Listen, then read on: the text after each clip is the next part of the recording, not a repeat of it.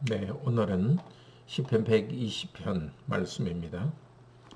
내가 환난 중에 여호와께 부르짖었더니 내게 응답하셨도다. 여호와여, 거짓된 입술과 속이는 혀에서 내 생명을 건져 주소서. 너 속이는 혀여, 무엇을 내게 주며 무엇을 내게 더할꼬? 장사의 날카로운 화살과 로뎀나무 숯불이라. 메색에 머물며 게다라의 장막 중에 머무는 것이 내게 화로다. 내가 화평을 미워하는 자들과 함께 오래 거주하였도다. 나는 화평을 원할지라도 내가 말할 때에 그들은 싸우려 하는도다. 아멘. 이 제목을 보시면 성전에 올라가는 노래다 이렇게 하고 있습니다. 이 시편 120편부터 계속해서 성전에 올라가는 노래라고 시편이 계속 이어집니다. 134편까지 15편이 나옵니다.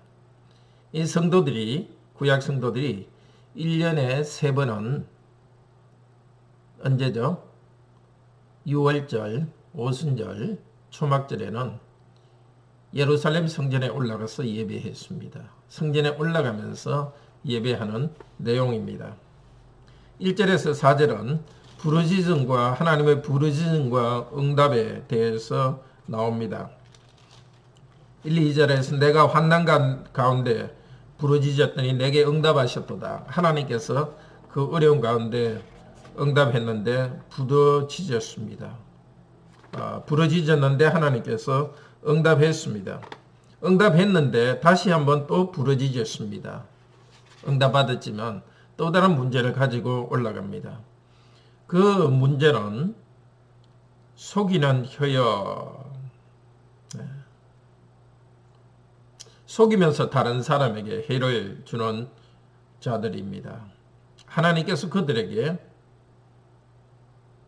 무엇을 주며 무엇을 더할꼬 하면서 하나님의 입장에서 말합니다. 그것은 장사의 날카로운 화살과 로뎀나무 숯불이라. 이 장사라는 것은 아주 싸움을 잘하는 용사를 말합니다. 용사의 손에 있는 로뎀나무라는 것은 아주 딱딱한 나무입니다.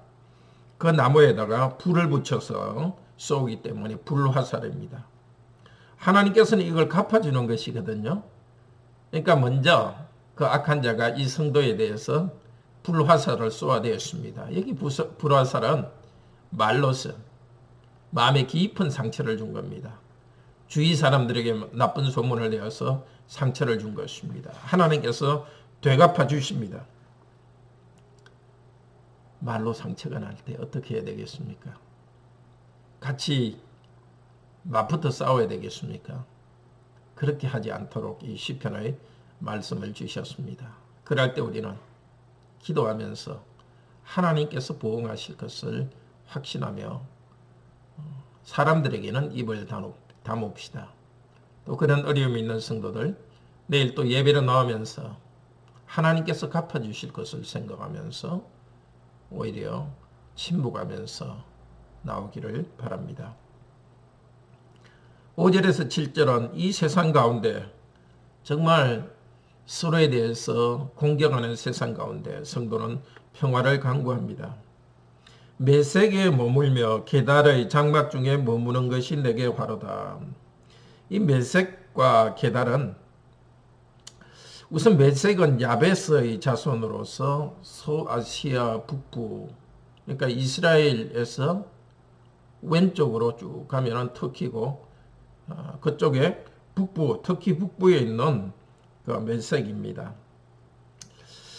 메색은 싸움과 연결된 에스겔서 32장에 보면은 용사로서 싸움을 잘하는 자들인데 하나님께서 그들을 심판하겠다고 합니다. 게달은 이스마엘 후손인데 이스라엘 저 남쪽의 아라비아에 살았습니다. 이 성도가 나는 메색과 게달에 머문다는 것은 사실은 아니죠. 왜냐하면 저 북쪽과 저 남쪽에 있는 두 곳에 있을 수 없습니다. 근데 북쪽과 남쪽을 한꺼번에 이야기하면서 우리 성도가 사는 온 세상이 이런 폭력이 있다는 것입니다. 그런데 그 가운데 있는 성도는 그들은 화평을 미워하는 자들 가운데 오래 거했습니다. 그렇지만 이 성도는 평화를 원하면서 살았습니다. 그들은 평화를 원하지 않고 싸우려 합니다. 그 어려움, 위기 가운데서 또 성도는 성전에 올라갑니다.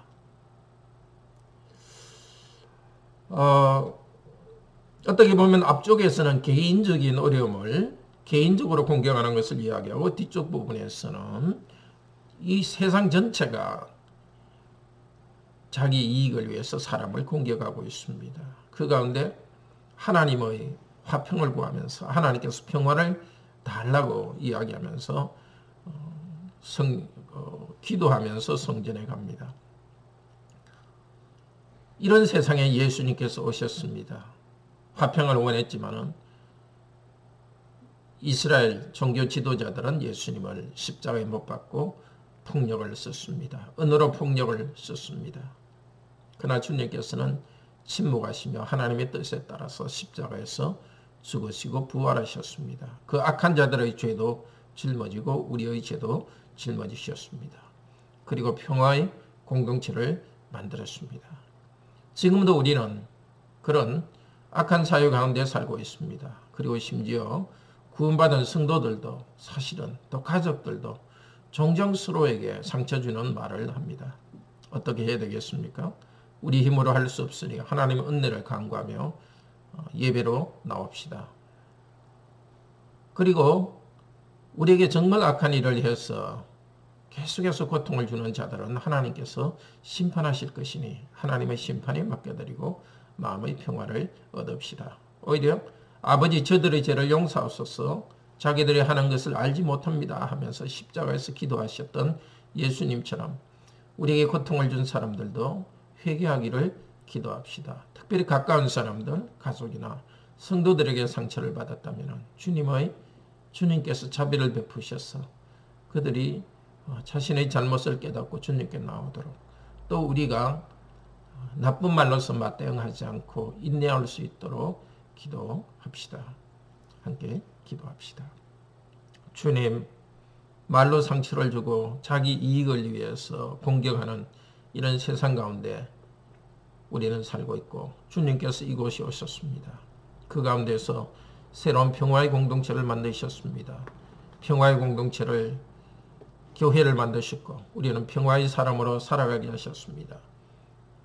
여전히 우리는 이 땅에서 말로서 상처 주는 사람 때문에 우리도 아픔을 당하지만 우리 주님처럼 맞대응하지 않도록 하시고 이 시편의 성도처럼 이렇게 주님께 기도하며 사람에게 나쁜 말 하지 않고 주님께 호소하면서 나오게 하소서.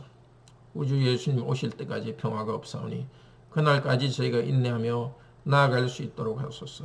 우리 모든 성도들 내일도 함께 예배로 모일 때 마음의 상처와 아픔들 주님께 아뢰며 평화를 간구하며 나옵니다. 주 예수 그리스도 이름으로 기도드립니다. 아멘.